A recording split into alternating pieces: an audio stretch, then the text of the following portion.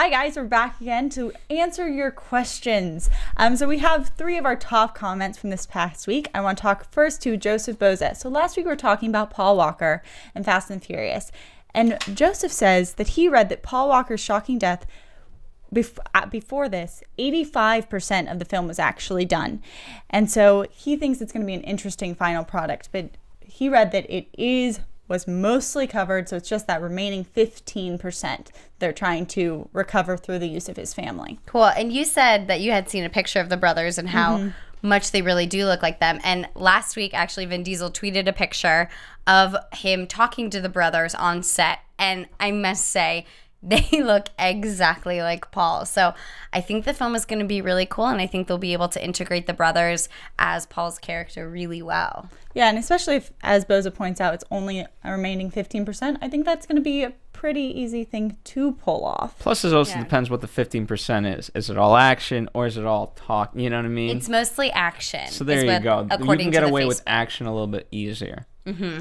All right, let's go on to Daylight Digital. Thanks for commenting. He's talking about Captain America Winter Soldier. Basically saying, we've talked about how much money this has grossed. And he's like, totally deserves the $1 billion. He says far, far more than Iron Man 3. Causing some debate there.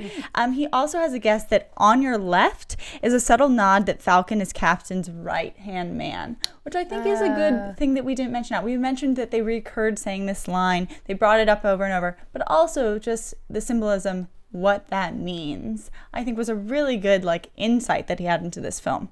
I agree. I honestly didn't like the first Captain America and was reluctant to go see Captain America 2 when you're not a big fan of the first one, and it won me over. The second one is better than the first one, which usually doesn't happen. So I agree with daily digital download it's Daylight Digital. Daylight Digital. Sorry, Daylight Digital. I agree with you.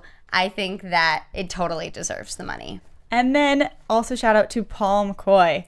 Marissa, he's not agreeing with you. Paul McCoy had some stuff to say about 12 Years a Slave. That's a throwback, but glad you're discovering the show just now. Great film, though. Welcome. And especially maybe he just hadn't seen 12 Years a Slave. That's true. See, that's what I love about Anatomy. People can see these movies whenever they want and then tune into us. Yes. And then they can talk about it with us. So Paul says that he thinks that Benedict Cumberbatch's character is just as bad or worse than the other slave owners because he knew that Solomon was a free man.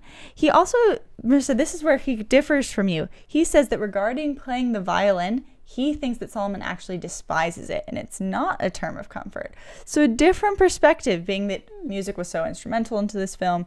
Obviously, his skill set was very interesting. It kind of gave him that distinguishing feature and made him, I wouldn't say a target, but part of the focus of this film. I like that comment. I thought that was another interesting take on Solomon's violin playing, because at the beginning of the film, I felt like that was an art that he enjoyed and he loved doing, and he was so good at it. He did go to events and made money off of it.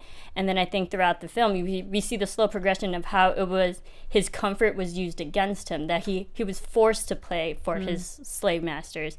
And so he might have lost that love and comfort in his music playing. But I think at the beginning, when Benedict Cumberbatch's character gave the violin to Solomon, that was more as a gift. It's something on a more positive note that was reinforced with Solomon.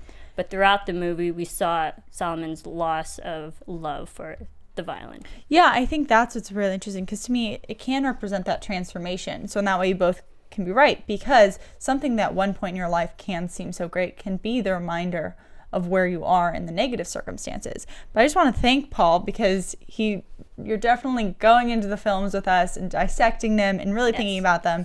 And that's what film's supposed to do. And thanks for communicating with us. We love to talk to you guys, and we'll see you next week.